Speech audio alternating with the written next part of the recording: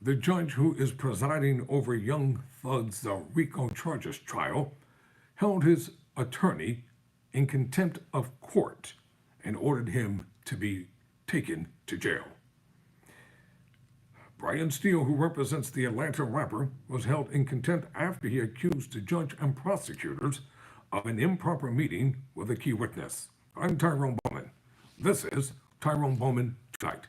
According to the Washington Post, the judge overseeing the criminal racketeering case against Young Thug ordered the Atlanta rapper's lead attorney to be taken into custody Monday and held in contempt after he accused the judge and prosecutors of an improper meeting with a key witness in the case. Brian Steele, a prominent Atlanta criminal defense attorney, was escorted from the courtroom by Fulton County Sheriff's deputies after he confronted Fulton County Superior Court Judge Ural Glanville about a private meeting that the judge and prosecutors held Monday morning with Kenneth Copeland, an alleged associate of Young Thug and star witness in the gang conspiracy case. Approaching the lectern after an afternoon break, Steele told the judge that an unnamed source had provided him details of the meeting between Glanville prosecutors and Copeland, a sworn witness who was jailed Friday for contempt after he refused to testify in the case. Steele alleged that Copeland reaffirmed his refusal to testify in during the Monday meeting, and that Glanville and prosecutors told Copeland he could be jailed until the end of the trial if he refused to cooperate. He said the conversation prompted Copeland to change his mind and take the witness stand Monday. Well, you know what? If the young man didn't want to testify, he shouldn't have to testify. See, this is where a lot of judges get it wrong. They think their power is autonomous and that they can say and do anything that they want to do because they're a judge. You can't compel anyone to testify against someone in the court of law. You can ask them to take the stand and they have the right to plead the fifth, like lying politicians do all the time. They plead the fifth. And what is the Fifth Amendment? The Fifth Amendment is pled when individuals do not want to incriminate themselves. If that's true, what this is coercion, witness intimidation, ex parte communications that we have a constitutional right to be present for, Steele told Glanville. How did you come upon this information? Who told you? Glanville demanded. When Steele refused to divulge his source, claiming it violated attorney-client protections and work product privilege, Glanville ordered him held in criminal contempt and taken into custody. I applaud Young Thug's lawyer. Stand up for your client. Don't be bullied by these judges simply because they wear a black robe.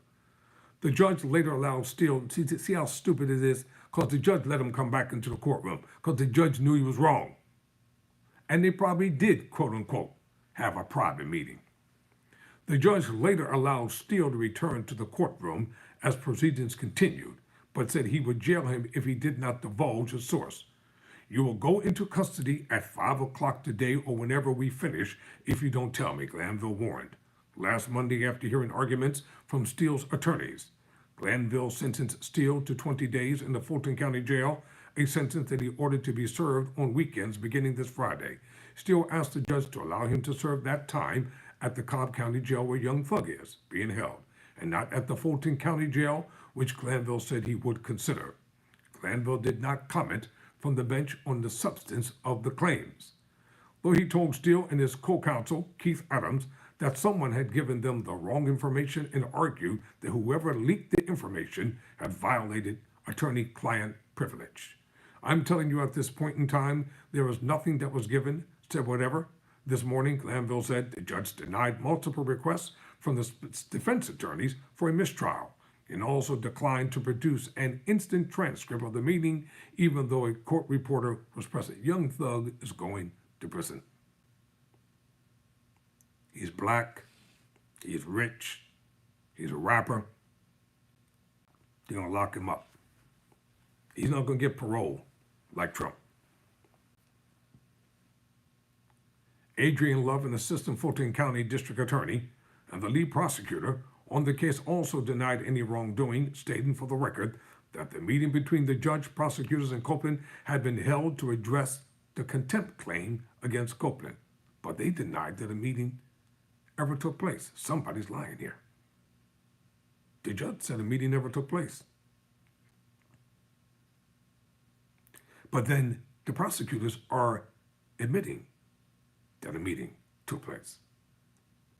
The dramatic developments came as the racketeering trial against young thug, whose real name is Jeffrey Lamar Williams, have dragged at a glacial pace marred by jury and witness problems and other daily turmoil that has engulfed the high-profile prosecution led by the Fulton County District Attorney Fannie T. Willis.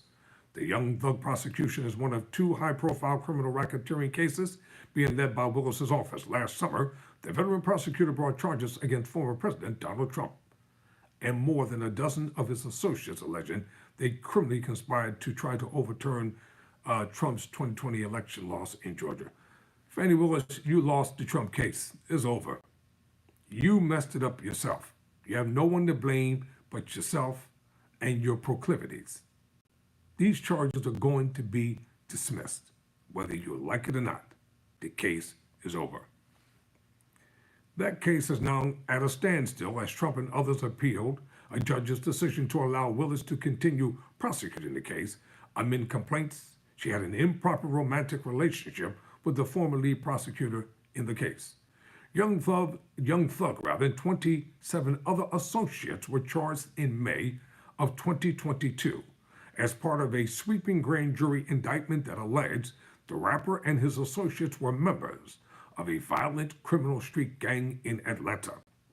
Prosecutors have alleged Young Thug was head of the gang known as YSL, or Young Slime Life, and have charged him with criminal racketeering and gang charges, while others were charged with other violent crimes, including murder and attempted armed robbery. Young Thug's attorneys have countered by claiming YSL is merely a record label and have attacked prosecutors for introducing Young Thug's lyrics as evidence at trial, arguing his lyrics were merely artistic expression, not literal recounting of criminal acts. Several of those indicted in the case ultimately entered guilty pleas or have had their cases severed. Currently, Young Thug and 5 alleged associates are on trial, which has been marked by constant delays. Jury selection began in January 2023, followed by opening statements on November 27. More than 10 months later, Monday marked the 88th day of testimony. With prosecutors less than halfway through their proposed witness list, it is already the longest criminal trial in Georgia history, with some defense lawyers warning the proceedings could last well into 2025. As the drama played out Monday, Glanville, who has faced intense criticism for his handling of the trial, refused to pause proceedings, accusing defense lawyers of trying to extort the court by declining to move forward until the issue of what happened between the judge, prosecutors, and Copeland was resolved. Glanville said he would not address the issue until Steele identified his source, which the lawyer repeatedly refused to do. When Glanville ordered him into custody, Steele calmly stood up and removed his jacket and tie. He then approached the podium and told the judge that he was violating his client's rights. "You are removing me against his will, my will, and you're taking away his right to counsel," Steele told the judge before being escorted out of the courtroom. At one point, Love, the lead prosecutor, pressed Glanville to allow Steele back into the courtroom, a sign of the high stakes in a case that has drawn intense scrutiny for everyone involved, including the judge and Willis, who has been criticized for her decision to pursue sprawling multiple defendant racketeering cases. The development shocked Atlanta's legal community. A group of criminal defense attorneys gathered outside the courtroom late Monday in solidarity with Steele, including Ashley Merchant, an Atlanta area attorney who chairs the state's Criminal Defense Attorneys Association and appeared in court to represent Steele in the contempt case. Steele's wife, Coletta Resnick Steele, who is also an attorney, filed notice of an intent to appeal the order of contempt against her husband, though Glanville argued Steele has no right to an appeal or even a bond hearing, whatever. He's gotten the due process he's going to get. Glanville said he ordered Steele to jail, but said he would lift the contempt order if Steele would divulge his source. Hell no. He doesn't have to. That's called blackmail. And Steele's going to win the appeal, and this judge should be removed. Because there's a lot of bias going on in this trial. Too much. I've seen much of the trial. Chris Timmons, a former Atlanta area prosecutor who has known Steele for years, said he was stunned by what happened Monday. Brian is one of the most ethical attorneys I know. He is deferential, he is polite, and for him to be held in contempt is crazy, Timmons said. This thing is off the rails. I'm Tyrone Bowman. Never surrender. Never quit. Thank you for watching.